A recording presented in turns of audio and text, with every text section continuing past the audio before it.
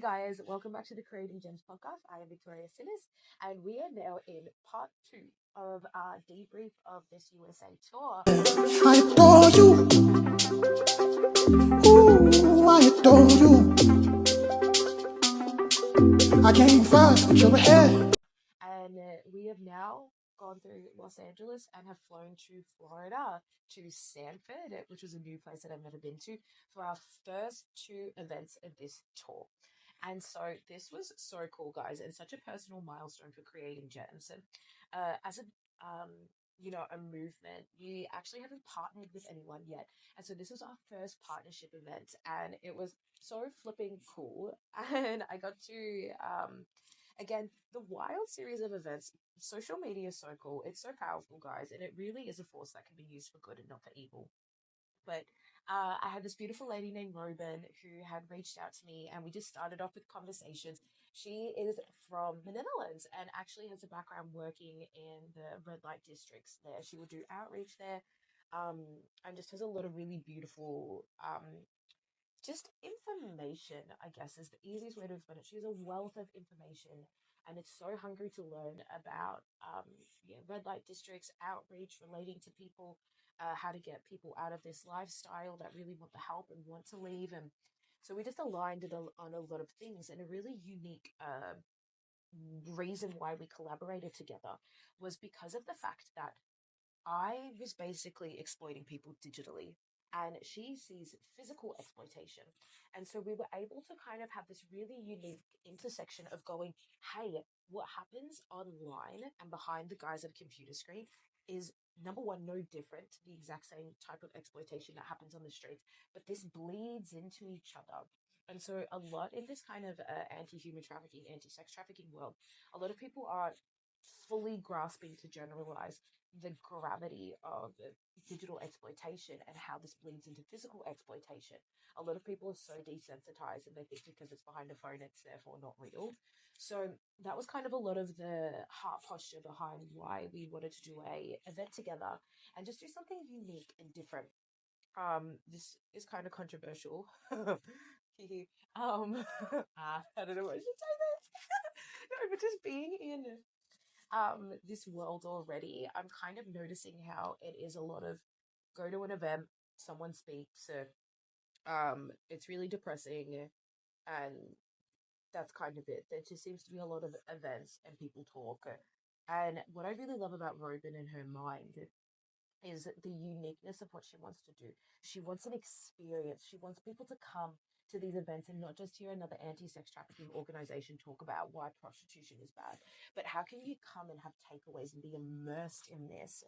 And so her husband actually owns a photography studio. The way her mind worked is like, let's make it like an exhibition. And so this event that we did, and this is all for free, guys. Like we don't get paid to do this. This is all out of pocket as well for Robin, which it just shows her heart and why she cares so much about this. And it's just so spectacular. So her organization is called Stay With Me, and I will link them in the description so you can go and support her.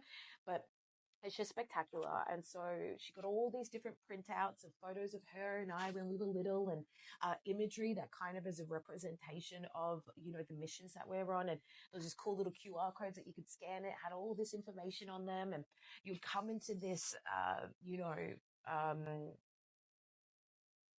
why am I mental blanking? Studio. Wow, concerning. Come into this studio and you would like walk in and you would see um, these images on the walls, and you would see on a like projector that was playing over and over again these really like hard hitting facts, like the average wage of an OnlyFans creator is $180 a month, and all these different things of just the hard hitting truths. And so it was these bite sized, palatable pieces of information that you can retain and take away. Then you're interacting, you're scanning QR codes, you're reading different things. And then it was so sick. We actually had a theater room. And in the theater room, Robin got all of my TikToks and all of the questions that people would ask me and put it as a loop. And so you could go and sit in this theater and watch all of my TikToks on repeat. And so you're getting all this different type of information. It's immersive. She has her docu like intro as well playing on screens, and it was just a really cool way to be able to come in and absorb information, new information and heavy information in just a unique and creative way. And I just loved it so much. It was so much fun. And excuse me, take a sip of your little drink. It was just such a unique and creative way to be able to convey the information that we were. And I honestly spoke for like 20 minutes. I just shared my story, shared what happened, this crazy testimony, and it was just so beautiful to be a part of and so much fun that Creating Gems, which isn't even a year old, is able to partner with other organizations that align with the heart and the mission of what we're doing and be able to see just a different culture being built and just a new creative and unique way to be able to share information and people to really care about the mission of what we're doing and why this matters. And yeah, so it was so special and it will always hold a really beautiful place in my heart. And Robin's cooking, guys, exceptional, out of control. I stayed with her. Stay with me, stay with her. Haha, lol. Sorry. I don't know if I'll cut that out. But anyways, um, yeah, her cooking's epic. Also was on a 2025 Anti-Human Trafficking Summit panel. So that was a digital summit, and we were a panel of expert speakers that were talking about basically solutions for preventing exploitation and trafficking and protecting children in the digital age. And so it was really interesting.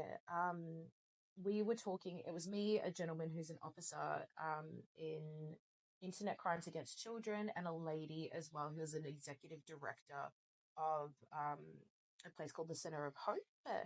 And we were, yeah, talking about social media and exploitation. And it was just really interesting.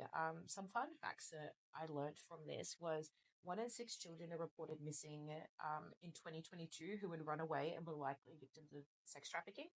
1 in 3 victims of human trafficking are children under the age of 18. 60% of clients seen by the Center of Hope in the last year are under the age of 18. And 14 years old is the average age of current Center of Hope youth clients, which I think is really awful. And the kids that are at most risk of being exploited are the runaway kids, homeless kids, the kids in foster care, low self-esteem, history of sexual abuse, and um, instability, sorry, in the homes, LGBTQ population, and kids that are just social media, which is crazy, which is why we do what we do, because you have to understand that the likelihood of exploitation, low self-esteem, social media, and that's the criteria for kids to get exploited nowadays. Like wild, wild, wild. And so that's why it's so important that we are talking about these things. So people can understand the reality of what is going on. So then we can have preventative things put in place. And then if this does happen, what do you do and how do you navigate this? So that was really fun to be a part of that panel. I really enjoyed that. So it was just such a special takeaway again of the beginning of this tour, and the way that we got to start it, and again just the wild ways that God connects people just through other ends of the earth, and we can come together and we align. And it was just a really fun event. It was really unique, and we're going to continue to be doing events actually. So stay tuned for what is to come as well with Stay With Me and Creating Gems, and the different unique ways we want to be able to bring this information to you guys. And yeah, just a really fun and sweet way to be able to begin this second tour. And again, I'm so grateful that I was able to operate from a place of rest and just enjoyment. I think again, a really big emphasis at the beginning of this trip is that God still wants you to be able to enjoy these moments. And so even in between that, as I said, Robin and I went for this huge hike. I got to see the pigs, the alligators. I got to explore a little bit of downtown Sanford and read some of the history of that place that was there, and just like go vintage shopping and do like these random little things as well. And I think that there's such a power and a sweetness in being able to be present and so filled with gratitude and enjoyment. And that will actually inevitably make the work so much more sweet. It is heavy work. It makes it more enjoyable. And honestly, I think that it helps to keep you soft. And I think that it also helps with honestly relating to people. I think that if you're really um, narrow-minded and not narrow-minded, but just too, you know what I mean? And you forget that you get to enjoy this. This is like, I'm going to tangent here now, but this is supposed to close. One of the biggest things that I learned from this trip very early on was being reminded that it's not my life, but it's God's story. And the end of the story, guys, is Jesus. And everything that we do is pointing to Jesus. But God is so kind that He tailor makes these adventures for us. And He tailor makes these incredible lives for us to be able to partner with Him on these steps that we're taking to be able to point towards Jesus in whatever lane that He created for us. And so there was such a sweetness to this trip and just an overwhelming sense of gratitude and enjoyment and play. You know, even as we're doing so much of these heavy conversations and really important topics that matter and about saving and protecting children and, you know, people's lives in a very serious way.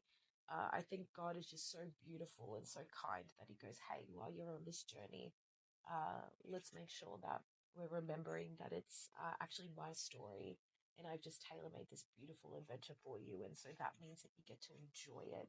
And I just can't stop thinking about Psalms 23 of just the lying down in the green pastures and still waters and just being led on the right path for His name's sake. I think that that was just such an obvious thing um, that I was reminded of on this trip. And so, literally, that was part two of the Creating Gem Store. That's when everything started and the wild speaking adventures began. And yeah, that was just such a beautiful way to intro into the trip. So again, subscribe to the YouTube, give this a like, give this a comment on what you felt about the takeaways, and we'll get into part three next.